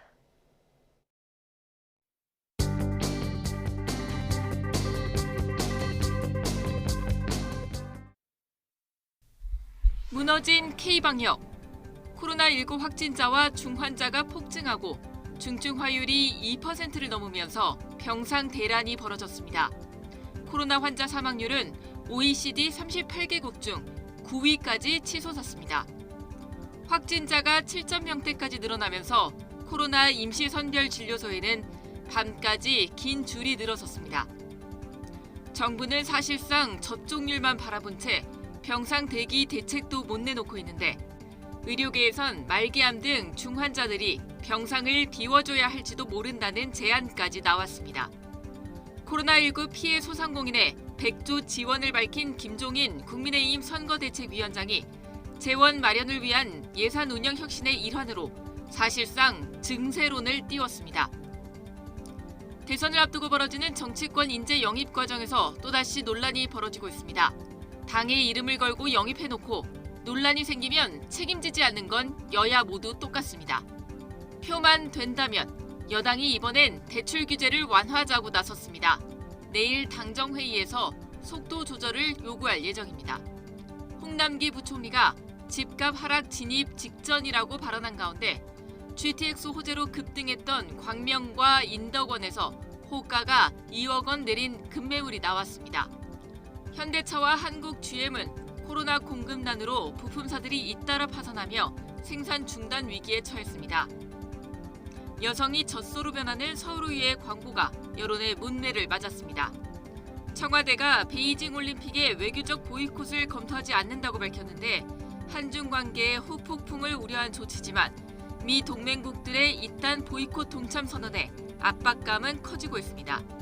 조간 브리핑 김연아입니다. 네, 굿모닝 YTN 이어갑니다. 어제 발표된 확진자가 7,000명대로 최다를 기록했고 오늘도 6,000명 선을 훌쩍 넘어설 걸로 보입니다. 확진자 증가에 가속도가 붙으면서 정부는 비상계획 발동을 고민하고 있습니다. 보도에 박홍구 기자입니다. 어젯밤 9시 기준 코로나19 신규 환자는 5,114명으로 집계됐습니다. 전날 같은 시간 5,700여 명보다는 600명 가까이 줄었지만 역대 두 번째 규모입니다. 전날 밤 9시 이후 환자 발생이 1,400여 명 추가된 점을 고려하면 오늘 0시 기준 신규 확진자는 6,500명 정도로 예상됩니다. 코로나19 전파 속도는 지난달 중순부터 빨라지기 시작했습니다. 수요일 기준 환자 수가 일주일에 900명, 1,000명씩 늘더니 이번 주에는 2,000명이 추가됐습니다. 여기에 오미크론 변수까지 더해질 경우 다음 주엔 신규 환자가 10,000명대에 이를 것이란 전망이 나오고 있습니다. 단계별 일상 회복 조치 시행 일자가 기온이 낮아지는 지금 늦가을부터 하고 겨울로 접어드는 시기거든요. 그러니까 분명히 방역조치 완화 부분과 이런 계절적인 요인이 함께 작용을 하면서 지금 확진자가 폭증하고 있는 게 아닌가 이렇게 생각을 하고 있고, 정부 당국자도 새 방역 조치가 효과를 나타내기엔 이른 시점이라며 앞으로 확진자는 늘 것이라고 밝혔습니다. 그러면서 어느 시점에 특단의 조치, 즉 비상계획을 발동할지를 주의 깊게 지켜보며 검토하고 있다고 말했습니다. 이에 따라 식당, 카페의 영업시간 단축과 유흥시설에 대한 집합금지 등 추가 조치가 취해질 가능성이 큽니다. 소상공인과 자영업자들의 걱정이 커질 수밖에 없습니다. 이들은 또 백신 접종 여부를 업주에게 확인하도록 한 정부의 방역 패스 정책에 대해서도 어려움을 호소하고 있습니다. 소상공인 연합회는 오늘 방역 패스 정책의 문제점을 지적하고 방역 패스 시행에 따른 손실도 보상해 줄 것을 요구하는 기자회견을 열기로 했습니다. YTN 박홍구입니다. 네, 이처럼 최근 확진자가 급증하면서 정부가 재택치료 제도를 보완하고 있습니다. 가족들의 공동격리 기간을 4일 줄이고 생활비 지원을 확대하기로 했습니다. 신현준 기자가 보도합니다. 코로나19 환자의 80에서 90%는 무증상이나 경증이지만 우리나라의 입원율은 20%로 해외보다 여전히 높습니다. 정부는 이에 따라 단계적 일상 회복과 함께 원칙이 된 재택치료를 보다 활성화하기 위해 개선 방안을 내놨습니다. 먼저 재택치료 가정에 생활비를 추가로 지급합니다. 4인 가구의 열흘 생활 지원비를 46만 원 늘려 136만 원을 지급합니다. 다만 확진자가 백신 접종 완료자여야 해서 사실상의 백신 접종 인센티브인 셈입니다. 가족 등 공동 격리자의 관리 기간도 열흘에서 일주일로 줄어듭니다. 격리 8일째부터는 출근이나 등교가 가능한데 이 역시 접종 완료자에 한하고 6, 7일차 PCR 검사에서 음성이 나와야 합니다. 확진 후에 일주일 정도 격리하면은 감염력이 대폭 떨어지고 바이러스도 거의 사멸되는 걸로 전문가들이 의견이 통일되어 있기 때문에 거기에 근거해서 의료기관의 부담도 줄여줍니다. 재택치료자에 대한 건강 모니터링 기간을 열흘에서 일주일로 줄이고 재택치료 관리 의료기관을 동네 의원급으로 확대해 선제적으로 대비하기로 했습니다. 이런 추세라고 하면 향후에는 재택치료 인구수가 5만 명 또는 10만 명까지도 육박할 수가 있습니다. 그런데 이러한 상황들이 재택치료 하시는 분들이 적절한 시기에 제대로 치료를 못 받기 때문에 가장 문제가 되고 있는 부분이거든요. 정부는 또 응급 상황에서 재택치료자를 신속히 옮길 수 있도록 사전 지정 이송 의료기관을 확대하고 전용 병상을 1기 이상 확보하도록 했습니다. 또 내년 1월부터는 고령의 재택치료자에게 먹는 치료제도 제공할 예정입니다. YTN 신현주입니다. 청소년의 방역 패스 적용에 반대하는 목소리가 커지고 있습니다. 교육당국이 학생과 학부모에게 백신 접종과 관련해 설명하는 온라인 포럼을 열었는데요. 많은 질문과 비판이 이어졌습니다. 개훈이 기자가 보도합니다. 정부가 내년 2월부터 청소년에 대한 방역 패스를 예정대로 추진하겠다고 재차 강조하자 학생과 학부모를 중심으로 강제 접종이라며 반발이 커지고 있습니다. 이에 교육당국이 학생과 학부모를 모아 청소년 백신 접종에 대해 설명하는 자리를 마련했습니다. 온라인으로 열린 포럼에는 동시 접속자가 4,000명에 육박할 정도로 참여 열기가 뜨거웠습니다. 가장 논란인 방역 패스와 관련한 질의가 줄을 이뤘는데 처음엔 청소년에겐 강제 접종을 하지 않겠다고 했다가 말을 바꾼 이유를 물었습니다. 18세 이하는 자유롭게 선택권을 주는 듯 했으나 불과 2달이 안 되어서 갑자기 내년 2월 1일부터 청소년도 백신 방역 패스 적용 대상이 된다는 것이 너무 이해가 되지 않습니다. 방역 패스 대상의 형평성을 꼬집기도 했습니다. 현재 종교시설, 시위, 놀이공원, 백화점 등은 모두 방역 패스에서 제외되고 있습니다. 학생들에게 필요하다고 할 수 있는 학원, 독서실, 도서관 등은 제한하면서 이러한 곳들은 풀어주는 것에 의문이 듭니다. 방역 패스는 유행이 집중되는 곳, 감염자가 가장 많이 생기는 곳을 대상으로 할 수밖에 없는 상황입니다. 그게 아이들과 이제 학생들 자료를 분석을 해보면 학교와 학원이 되는 것이거든요. 청소년 방역 패스 시행 시기를 연기해달라는 요청도 나왔습니다. 중학교 2학년의 경우 이번 12월 달에 기말고사를 치르게 되는 학교들이 많습니다. 코로나 방역 패스 실시일까지 코로나 방역에 따라 백신을 접종하고 이를 대비하는 기간이 겨우 한 달 남짓으로 촉박한데 이를 대비하기 위해 코로나 방역 패스 실시를 내년 3월 달로 이행하는 것은 어떨지에 관해 질문을 드리고 싶습니다. 청소년 백신 접종의 안전성과 부작용을 염려하는 목소리도 많았습니다.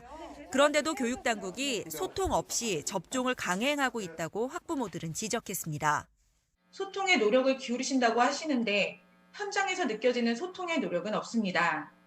포럼이 진행되는 동안에도 채팅창에는 학생 백신 접종과 방역 패스 적용에 반발하는 글이 계속 올라왔습니다.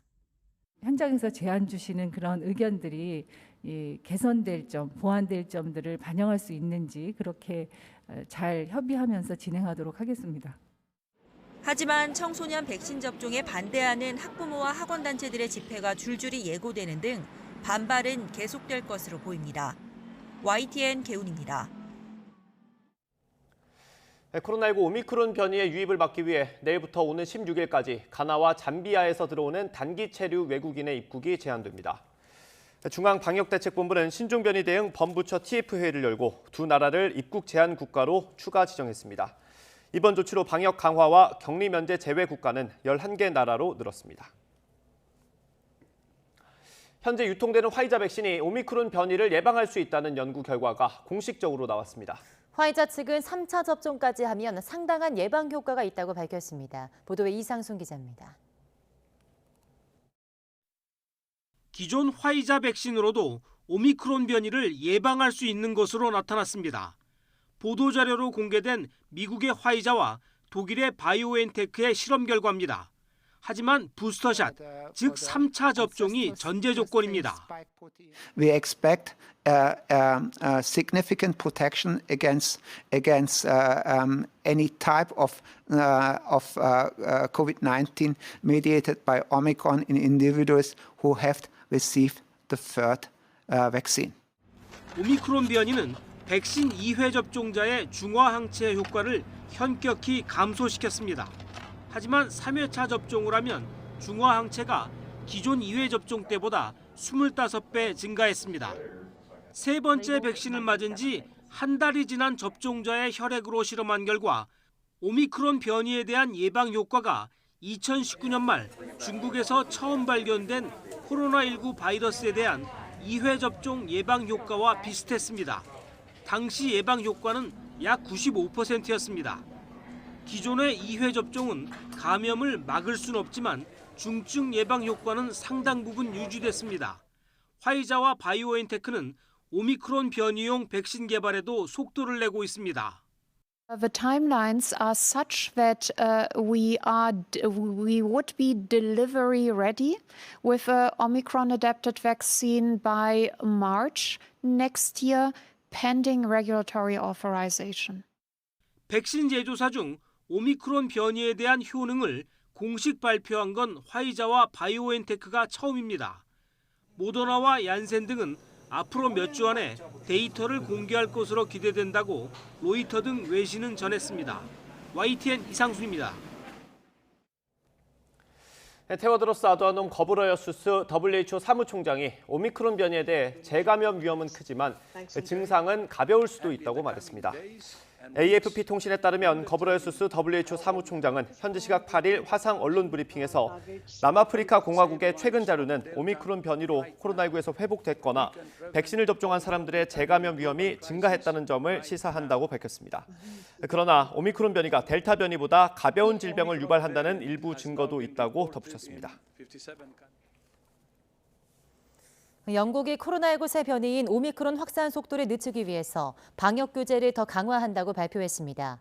보리스 존슨 영국 총리는 현지 시간 8일 기자회견에서 재택근무 권고, 대형 행사장 백신 패스 적용 등의 코로나19 방역 플랜 B를 도입한다고 밝혔습니다. 백신 패스는 백신 2회 접종이나 신속검사 음성 결과를 보여주는 것으로 나이트클럽과 대형 행사장에 도입됩니다. 마스크 착용 의무는 10일부터는 영화관, 극장 등으로 확대됩니다. 네, 정치권 소식입니다. 민주당 이재명 후보는 정책 행보를 이어가고 있습니다. 중소벤처기업 투자를 크게 늘리고 대기업과의 기울어진 관계도 바로잡겠다고 말했습니다. 주 4일째는 필요성에 공감했지만 충분한 논의가 필요하다고 밝혔습니다. 최하영 기자의 보도입니다. 여기 보시겠습니다. 선거대책위 출범 뒤 이재명 후보의 두 번째 공식 공약도 경제 분야였습니다. 디지털 대전환에 이어 중소벤처기업에 과감한 투자를 약속했습니다. 정부의 벤처 투자 예산 규모를 2027년까지 10조 원으로 대폭 확대하고 신기술, 신산업 분야의 기술 창업 기업 연 30만 개 시대를 열어가겠습니다. 대기업과 중소기업의 힘의 균형 회복에도 방점을 찍었습니다. 정부 국정과제에 중소기업 제품 제값받기를 못 받고 대기업의 기술 탈취는 중범죄로 규정했습니다.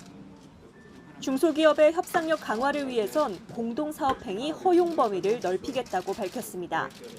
공정거래법상 담합 금지와 상충하는 것 아니냐는 지적에는 이렇게 답했습니다. 수탈, 또 착취라고 부를 만큼 이 심각한 불균형 상태를 시정할 필요가 있다고 생각합니다. 저는 일률적으로 금지되고 있는데 그게 결국은 약자의 상태로 방치하는 결과가 됐고 주 4일제 도입에 대해선 당장 임기 내 공약으로는 어렵지만 필요성에는 공감했습니다. 노동시간 단축은 언젠가는 미래에 우리가 가야 될 길이기도 합니다. 다만 그 과정에서 충분한 시간을 두고 피해를 최소화하기 위한 대안들을 만들어내고 이어 이 후보는 장애인 직업훈련 편의점에서 일일 아르바이트 체험에 나서며 차별 없이 일할 기회를 강조했고 태안화력발전소에서 일하다 숨진 고 김용균 씨의 3주기 추모 전시회에도 발걸음했습니다. 이재명 후보가 연일 경제 행보에 나서며 경제 대통령 각인에 힘을 쏟고 있습니다. 특히 전환적 공정 성장을 앞세우며 공정과 상생을 화두로 던지는 모습입니다. YTN 최하영입니다. 민주당 이재명 후보는 오늘 당 혁신기구 출범식에 참석합니다. 이 후보는 오늘 오전 10시 서울 마포에서 열리는 정당혁신추진위원회 출범식에 참석해서 정당 정치 혁신과 국민소통 강화에 대한 메시지를 내놓습니다. 이후에는 혁신과제 공모 시연 가운데 하나로 제1호 국민혁신위원을 위촉할 예정입니다. 또 오후에는 연세대학교 김대중 도서관에서 열리는 김대중 대통령 노벨 평화상 수상 21주년 기념식에 참석합니다. 국민의힘 윤석열 후보는 호남과 충청 지역 인사들을 잇따라 만났습니다.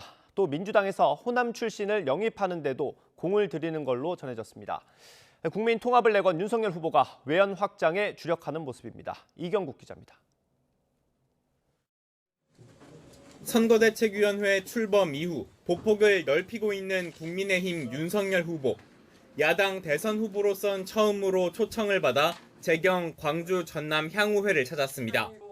윤 후보는 호남은 마음의 고향이자 시대가 나아갈 길을 밝히는 선구자라고 치켜 세운 데 이어 제가 대통령이 되면 절대로 호남 홀대론이라는 말은 아예 나오지를 않도록 할 것입니다.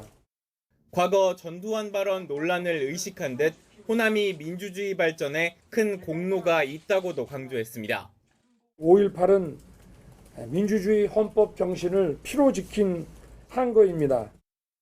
당 역시 이낙연, 정세균 전 국무총리 지지자들과 접촉하며 호남 지역에서의 기반 확장에 주력하는 것으로 전해졌습니다.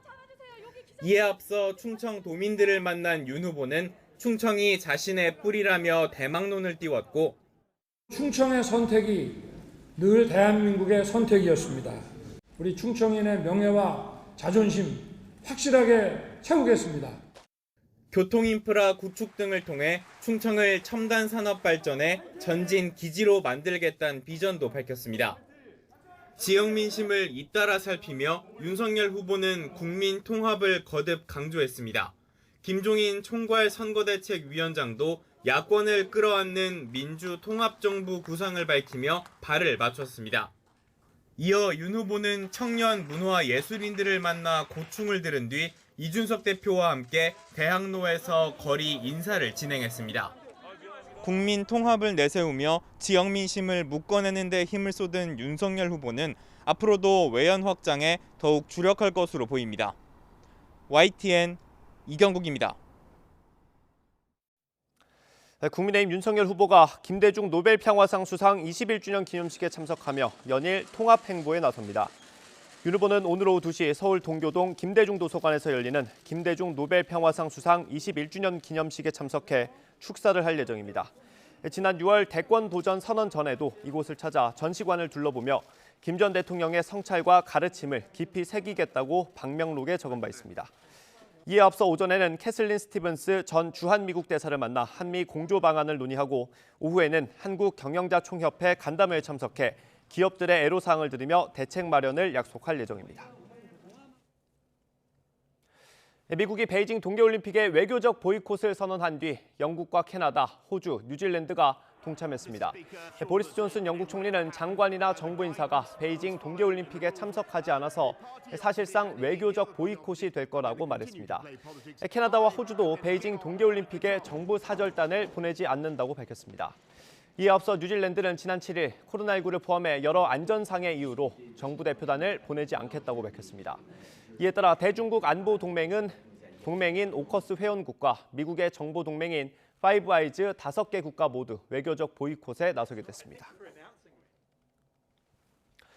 조 바이든 미국 대통령은 러시아의 침공 가능성이 제기된 우크라이나 상황과 관련해 나토 회원국들과 러시아 간의 회담 발표를 기대하고 있다며 대화를 통한 해결 가능성을 시사했습니다.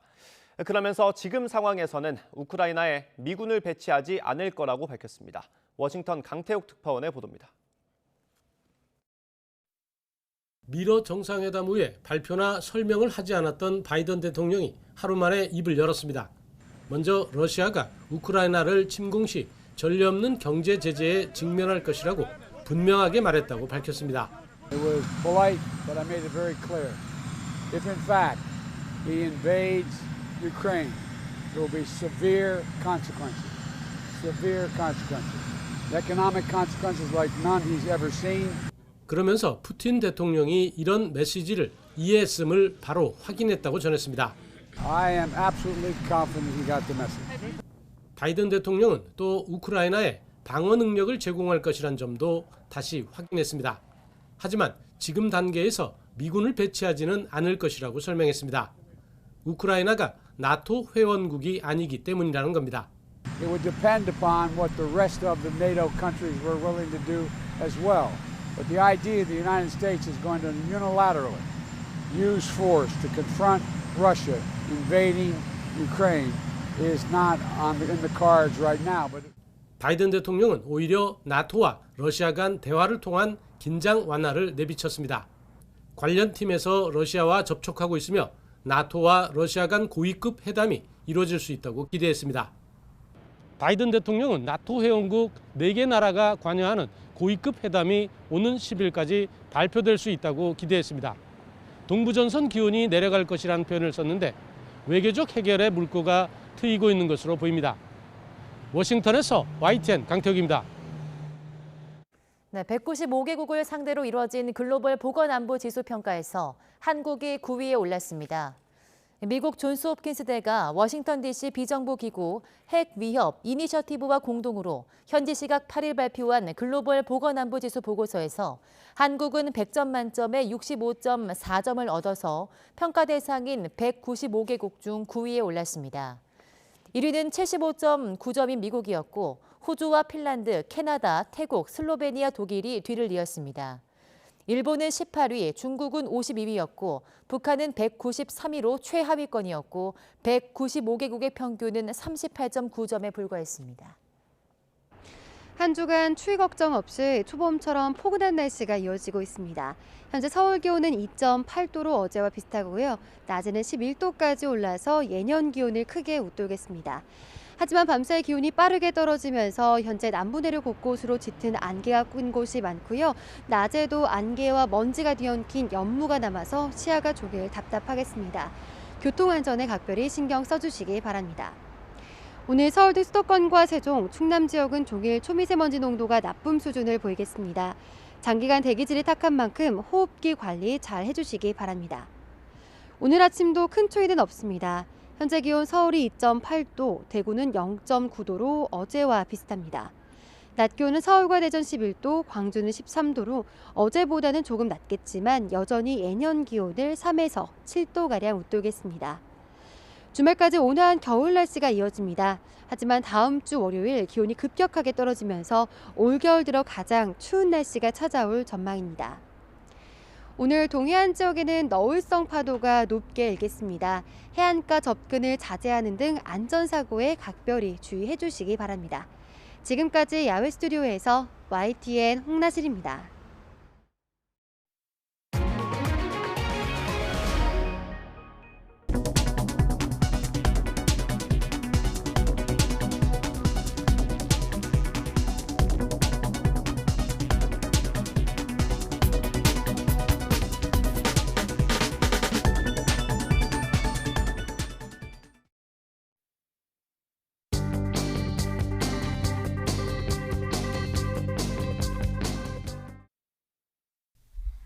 무너진 K방역. 코로나19 확진자와 중환자가 폭증하고 중증 화율이 2%를 넘으면서 병상 대란이 벌어졌습니다. 코로나 환자 사망률은 OECD 38개국 중 9위까지 치솟았습니다. 확진자가 7,000명대까지 늘어나면서 코로나 임시선별진료소에는 밤까지 긴 줄이 늘어섰습니다.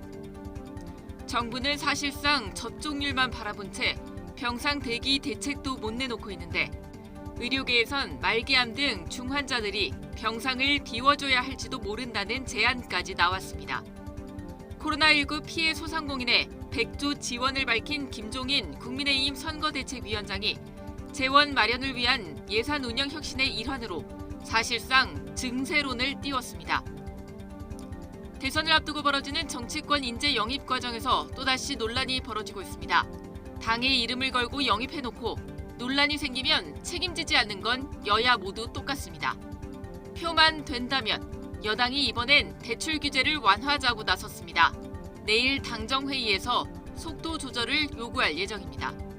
홍남기 부총리가 집값 하락 진입 직전이라고 발언한 가운데 GTX 호재로 급등했던 광명과 인덕원에서 호가가 2억 원 내린 급매물이 나왔습니다. 현대차와 한국 GM은 코로나 공급난으로 부품사들이 잇따라 파산하며 생산 중단 위기에 처했습니다. 여성이 젖소로 변하는 서울의회 광고가 여론의 문매를 맞았습니다. 청와대가 베이징 올림픽의 외교적 보이콧을 검토하지 않는다고 밝혔는데 한중 관계의 후폭풍을 우려한 조치지만 미 동맹국들의 잇단 보이콧 동참 선언에 압박감은 커지고 있습니다. 조간 브리핑 김연아입니다. 이상으로 굿모닝 YTN 마치겠습니다. 잠시 후 YTN 24가 이어집니다. 시청해주신 여러분 고맙습니다.